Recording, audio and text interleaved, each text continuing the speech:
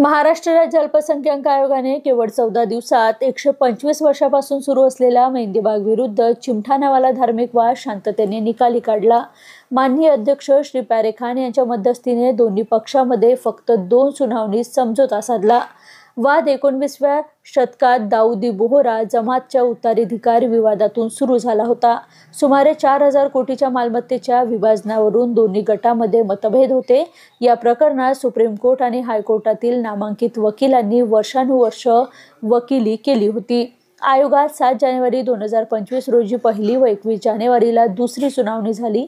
समझोत्यानुसार मेहंदीबाग वक्फची संपत्ती मौलाना आमिरुद्दीन मलक साहेब यांच्या देखरेखीखाली राहील। मौलाना अब्दे अली चिमठानवाला हे दाऊदी अतबा-ए मलक, अतबा-ए हुमायून आणि बैतुल अमन ट्रस्टचे संचालन करतील।